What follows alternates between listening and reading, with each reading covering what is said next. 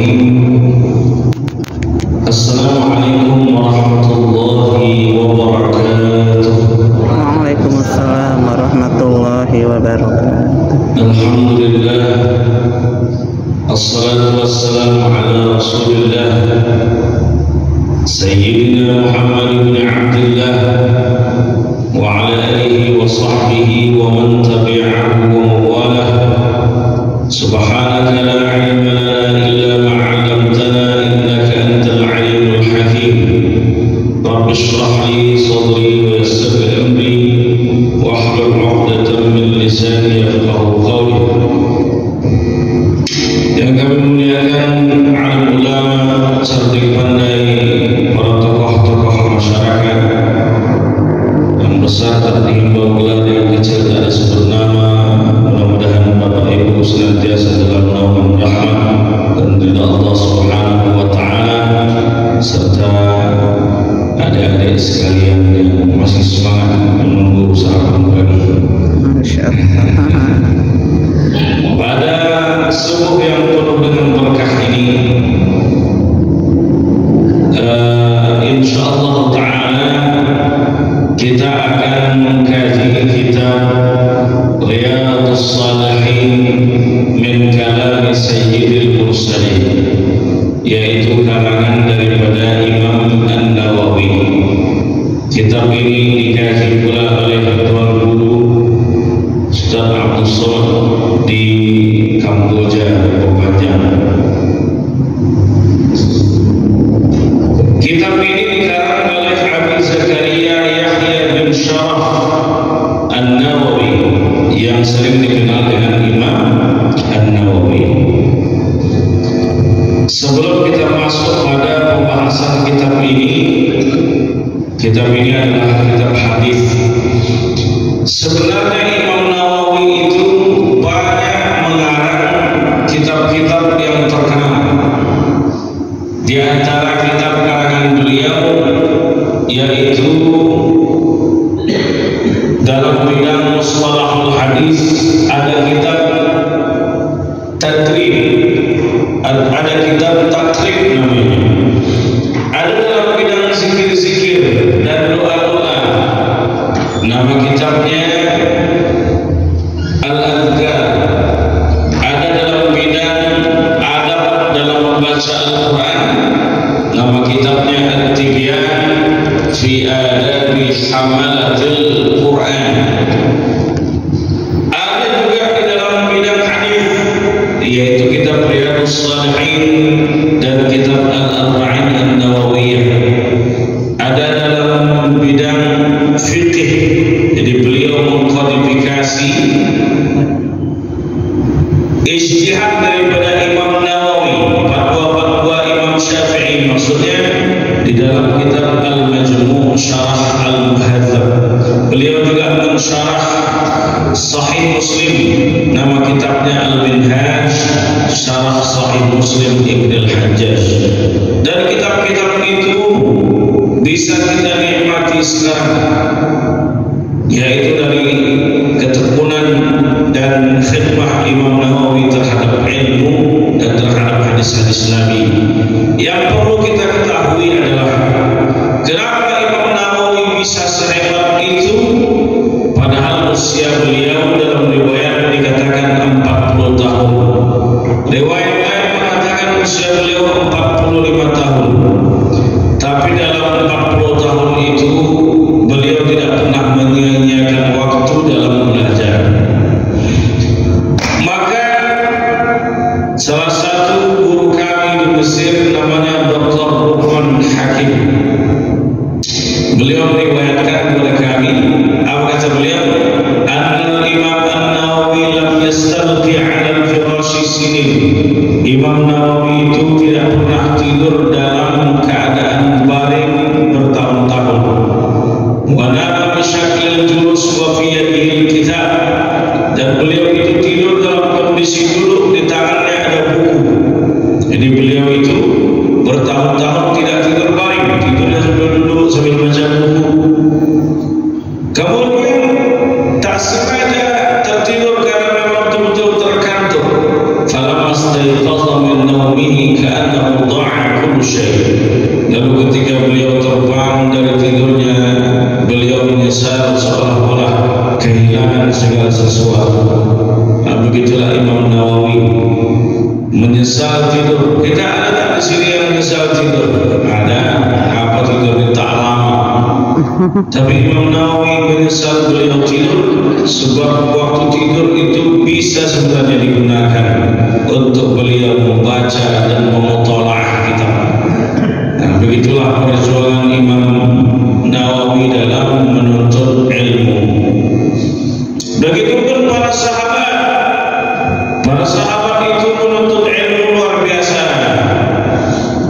Dulu ada nama sahabat Abu Ayyub Al-Ansari. Ansari berarti dari suku Aus dan Khazraj yang menyambut kedatangan kaum Muhajirin di Madinah.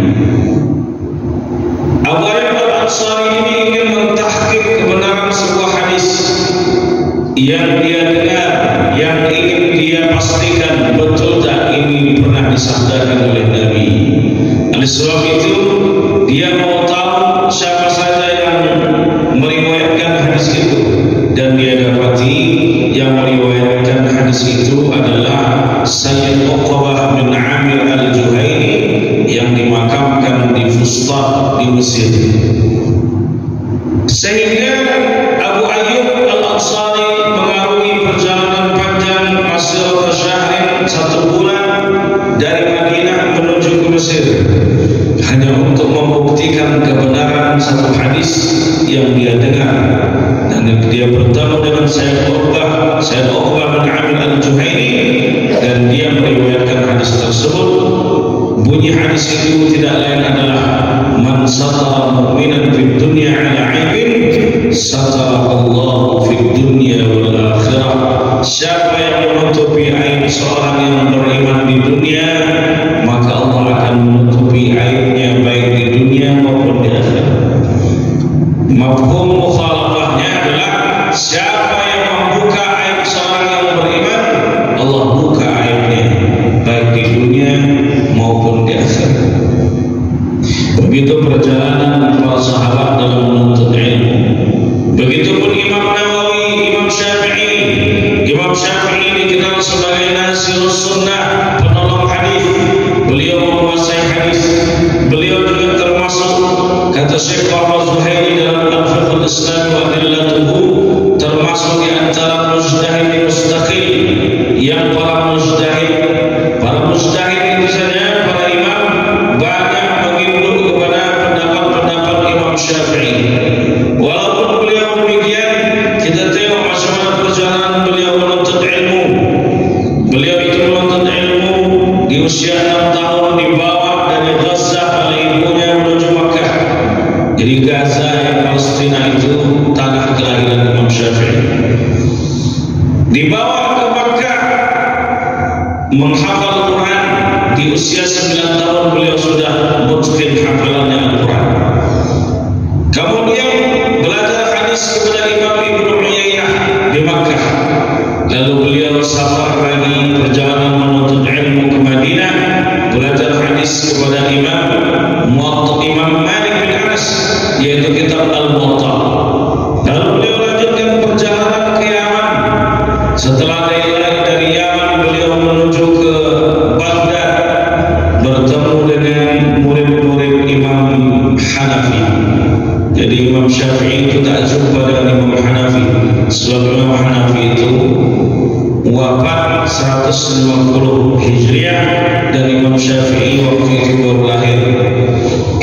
Tapi beliau jumpa dengan murid-muridnya. Beliau belajar banyak kepada muridnya, yaitu Imam Muhammad Asy-Syaibani. Kemudian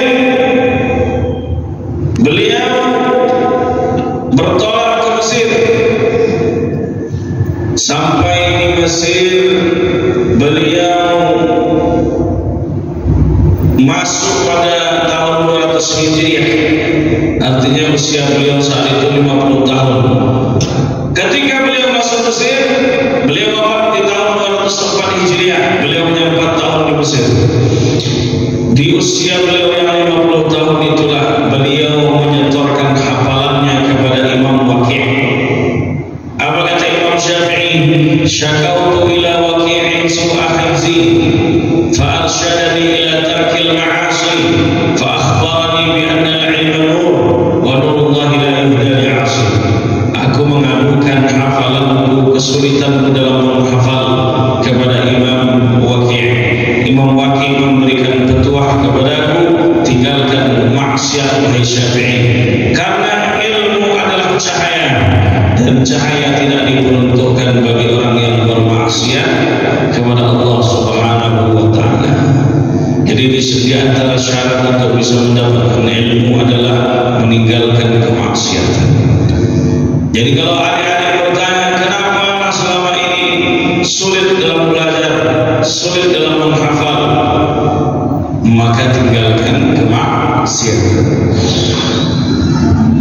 Ada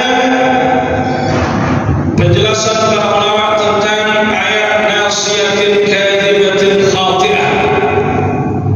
Apa maknanya? Sesuatu yang disuapkan ke dalam perut kita yang tidak halal, maka nanti dia dipompakan darah itu ke kepala yang membuat kita menjadi bebal. 10 kali terangkan guru tak paham-paham.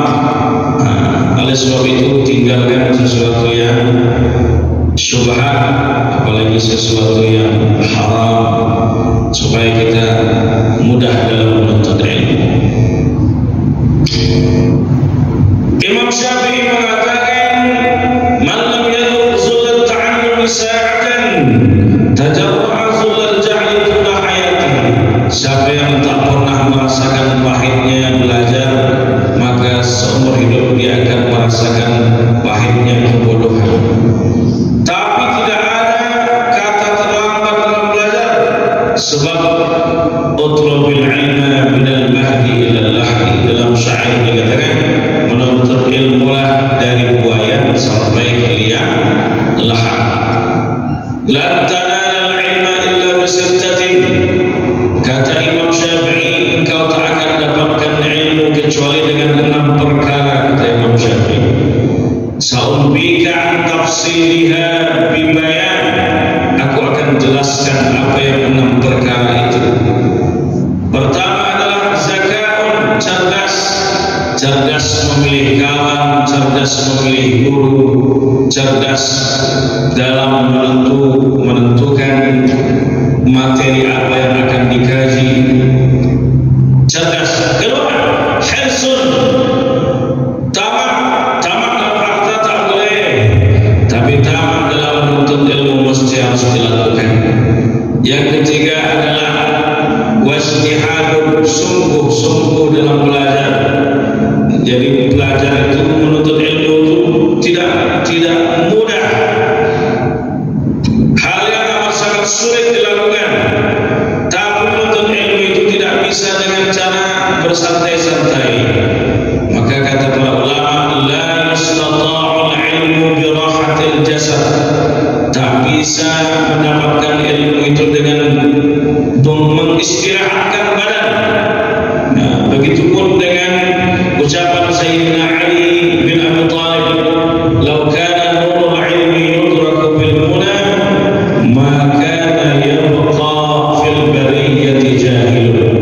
Kata Imam Sayyidina Ali, kalau seandainya ilmu bisa didapatkan dengan cara berangan-angan, bersantai-santai, maka tak akan ditemukan di bumi Allah ini orang jahil. Semua akan menjadi orang yang alim, semua akan menjadi orang yang pintar. Yang keempat adalah wadirhamun. Dirham itu dalam artian biaya. Sebagaimana dalam kitab Ta'limul Muta'allim, Imam Az-Zarnuji pun menerangkan bulgha. Riwayat dari Imam Zarnuji bulghatun, riwayat dari Imam Syafi'i dirhamun. Artinya menuntut ilmu itu perlu dengan biaya, karena kita membeli buku dengan biaya. Maka kita sekolah perlu mengeluarkan biaya. Begitupun Imam Syafi'i merasakan bahwa perjalanannya amat sangat jauh sekali menuntut ilmu, beliau pun mengeluarkan biaya.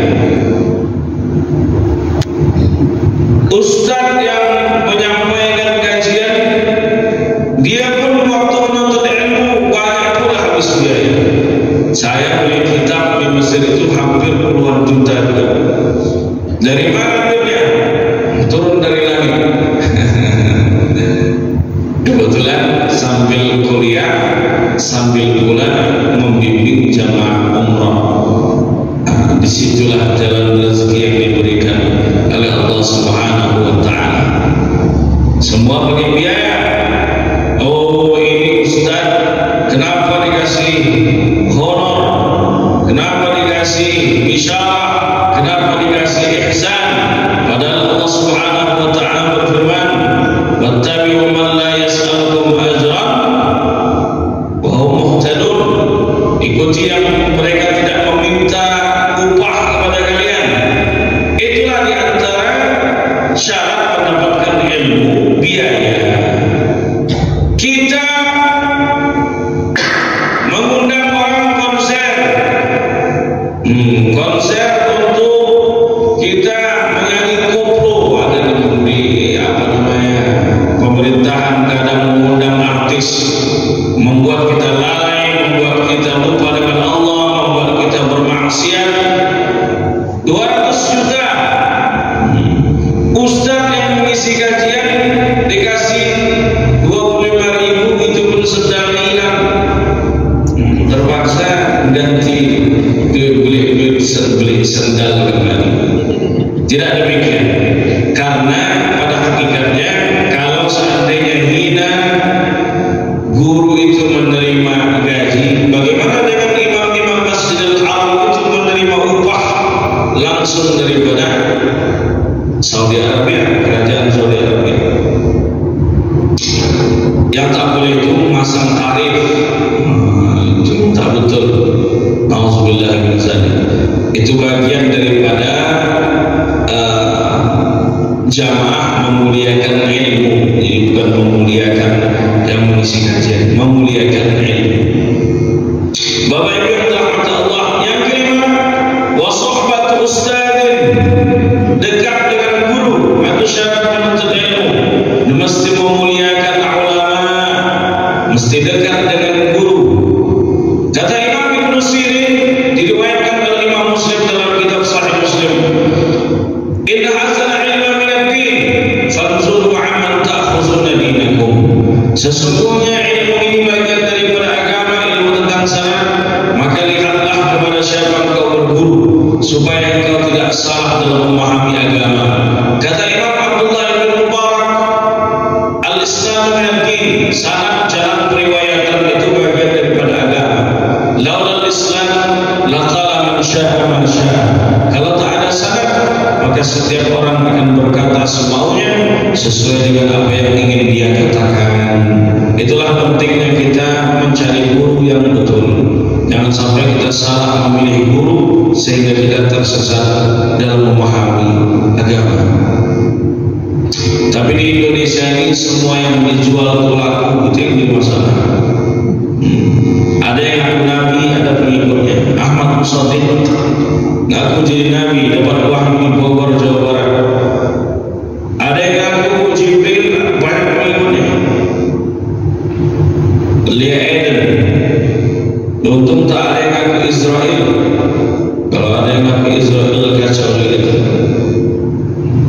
Belum lama Ramadan kemarin, seminggu sebelum Lebaran, sudah ada yang Lebaran lebih dulu. Dia menentukan besok Lebaran itu dengan cara malamnya dia telepon Allah. Itu di Indonesia, di Jogja, dan banyak ramai pengikutnya sholat Id pada hari itu. Dia telepon Allah itu macam mana cara? Pakai telepon seperti dosa, tak tahu. Ada juga yang baru muncul di Muhammad Khalil rahmatan wa ma fi ma'allah wa kufran. Banyak juga pengikutnya. Banyak pengikutnya. Alhamdulillah. Jadi jangan sampai kita salah memilih guru, supaya kita ini tidak salah juga dalam memahami agama. Kemudian yang keenam, yang terakhir, kata Imam Syafi'i, wa tulul zaman. Menuntut ilmu itu sepanjang masa. Dia tak mengenal waktu. Kata para ulama, la yazalu ala khairin ma dumta muta'alliman. falamma stagnaita asbahta jahilan, engkau akan senantiasa dalam keadaan baik selama engkau mau belajar. Falamma stagnaita asbahta jahilan, ketika engkau merasa cukup, merasa hebat, merasa pintar karena sudah MC, karena sudah MA, karena sudah doktor, karena sudah profesor, tak payah lagi aku belajar. Jadwal ceramahnya lebih banyak daripada jadwal dia belajar. Di situlah letak kebodohan, kata para ulama. Sedangkan selama orang masih mau belajar, dia senantiasa dalam kebaikan. Kita senantiasa dalam kebaikan, hadir dalam majelis ilmu. Idza marartum bi riyadil jannah farta'u, kata Nabi sallallahu alaihi wasallam, kalau kalian lewat di taman-taman surga Allah, singgahlah. Lalu kata sahabat, wa ma riyadul jannah ya Rasulullah, apa itu taman-taman surga ya Rasulullah? Maka Nabi menjawab, hilaqul dzikr. Hilaq itu disebut dengan halaqah, majelis ilmu. Zikir, makna dari zikir itu adalah ilmu. Zikir itu banyak maknanya. Pertama, makna daripada zikir itu adalah Al-Quranul Karim. Sesuai dengan firman Allah, inna nahnu nazzalna dzikra wa inna lahu lahafizun. Kami yang turunkan az-zikru. Zikru di situ adalah Al-Quran, dan kami yang menjamin penjagaannya. Karena Nabi pun bukan ditanya oleh sahabat, apa itu Al-Quran ya Rasulullah? Maka Nabi menjawab, Al-Quran adalah Al-Haqqul Matin, tali Allah yang kuat, wa zikrul hakim, pengingat yang bijaksana, was-siratul mustaqim, jalan yang lurus. Nama lain daripada Al-Quran adalah az-zikru, pengingat. Karena Quranlah yang mengingatkan kita untuk senantiasa mengetahui siapa hakikat kita, apa tujuan kita hidup di dunia, dan apa orientasi seorang hamba ketika dia melaksanakan ibadah itu. Tidak lain adalah mencari Allah Subhanahu wa ta'ala. Makna lain dari Al-Quran, al-Quran pembeda antara hak dan yang batil. Makna lain daripada Al-Quran, nama lain daripada Al-Quran, al-Huda, petunjuk. Nurul Huda, cahaya daripada petunjuk. Yang ketiga, nama lain daripada Al-Quran adalah az-zikru, pengingat. Yang keempat, nama lain daripada Al-Quran at-tanzil, sesuatu yang diturunkan oleh Allah Subhanahu wa ta'ala. Makna lain daripada zikir itu kalimat thayyibah, kalimat-kalimat baik yang keluar dari lisan kita untuk senantiasa mengingat Allah Subhanahu wa ta'ala. Apa di antara kalimat-kalimat baik? Kalimatani khafifatani 'ala lisan, dua kalimat yang amat ringan diucapkan oleh lisan, saqilatani fil mizan, berat nanti saat ditimbangan, habibatani ila rahman, amat sangat dicintai Tuhan yang Maha Rahman, yaitu subhanallah wa bihamdihi subhanallahul azim, subhanallah wa bihamdihi subhanallahul azim. Istighfar juga bagian daripada zikir. Dalam hadis riwayat Bukhari, kata Nabi sallallahu alaihi wasallam, wallahi inni la astaghfirullah wa atubu ilaihi fil yawm akthar min 70 marrah. Demi Allah, tidaklah aku zikir istighfar sehari semalam, kata Nabi, kecuali lebih dari 70 kali. Itu yang sudah mendapatkan jaminan ampun. Zikirnya sehari semalam, istighfarnya 70 kali. Istighfar dapat menggugurkan dosa-dosa kecil. Yang dapat menggugurkan dosa-dosa kecil lainnya adalah dengan puasa-puasa sunnah, dengan bersedekah, ittaqun nar walau bisyuqqi tamrah, jaga diri kalian dengan cara walaupun bersedekah dengan sebutir kurma. Dan yang bisa menggugurkan dosa-dosa kecil adalah berwudu. Kata Nabi dalam hadis riwayat Tirmizi, man tawadda'a fa ahsana al-wudu, siapa yang berwudu kemudian dia memperbaiki wudunya, kharaja khatayahu min tahti asgharihi, keluar dosa-dosa kecilnya dari ujung jari jemari mereka. Jadi kalau kita berwudu, jatuh air wudu kita ke tanah, jatuh pula dosa-dosa kita. Afdal zikri ma'lam annahu la ilaha illallah, la ilaha illallah. Kata Nabi, man qala la ilaha illallah dakhala al-jannah. Siapa yang mengucapkan la ilaha illallah, maka dia akan masuk ke dalam surga Allah Subhanahu wa taala. Jadi kunci masuk surga itu adalah kalimat la ilaha illallah.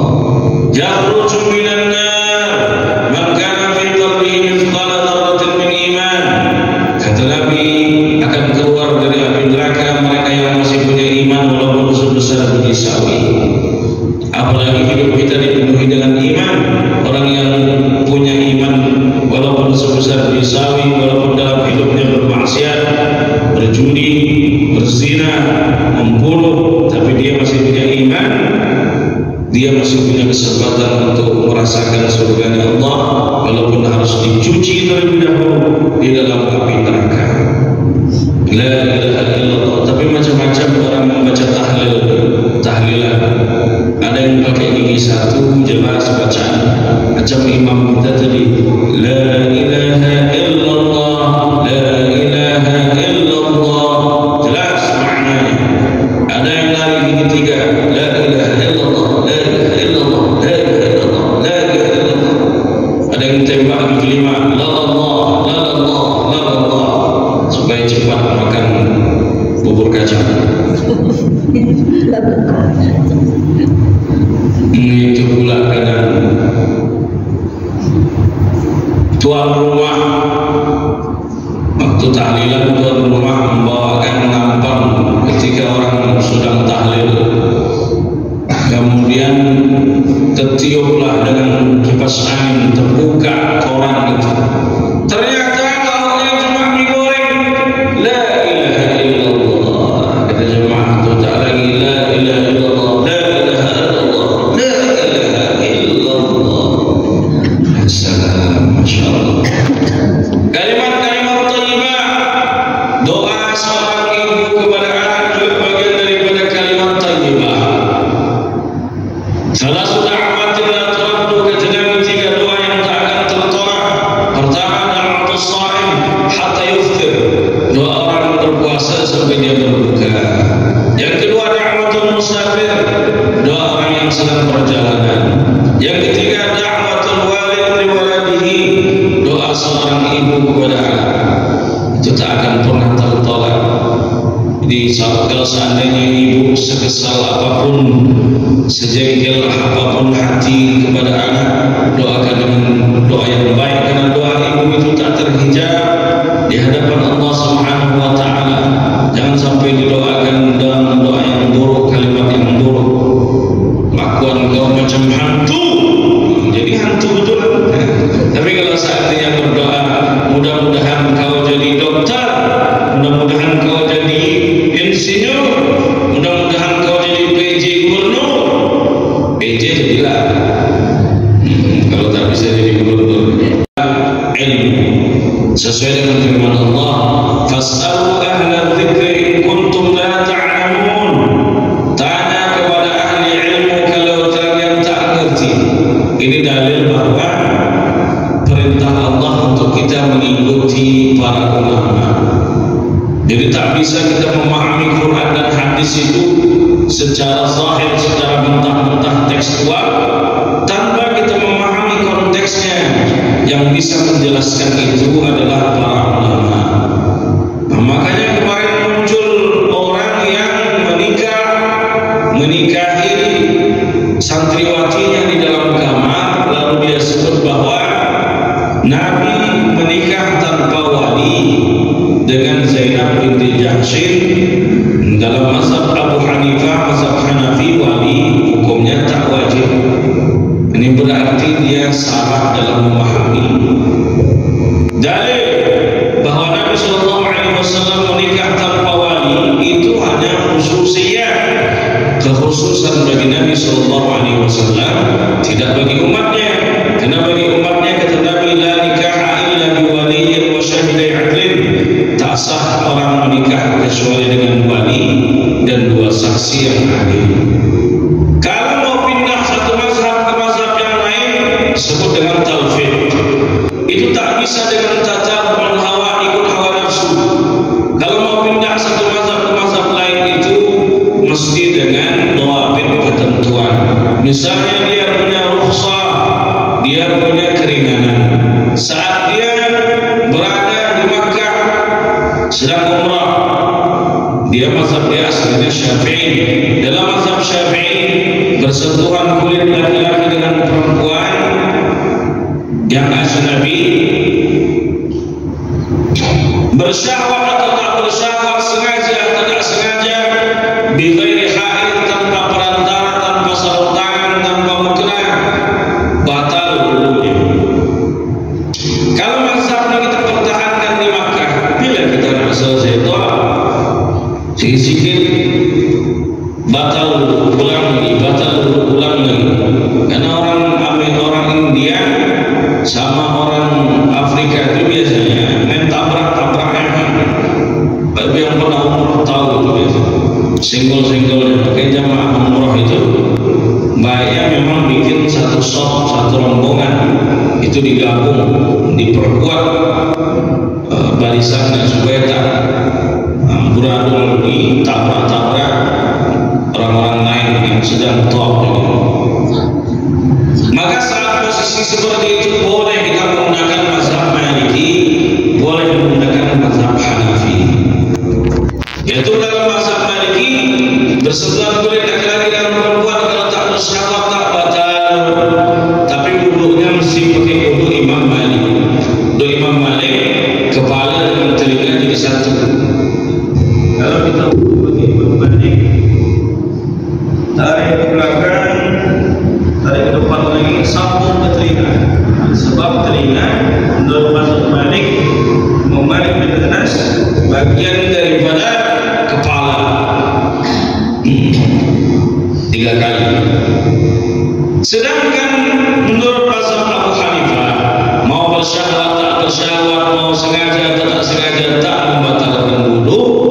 Sebab makna aula masrun nisa, la masayla misu, itu sama seperti tafa'ala yatafa'alu.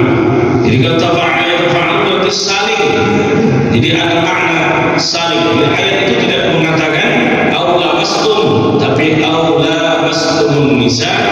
Jadi maknanya menurut mazhab Abu Hanifah bukan persentuhan kulit, tapi al-jima', hubungan badan antara suami dan istri, baru itu membatalkan wudu. Kalau yang bersentuhan menurut mazhab Hanafi tak membatalkan wudu.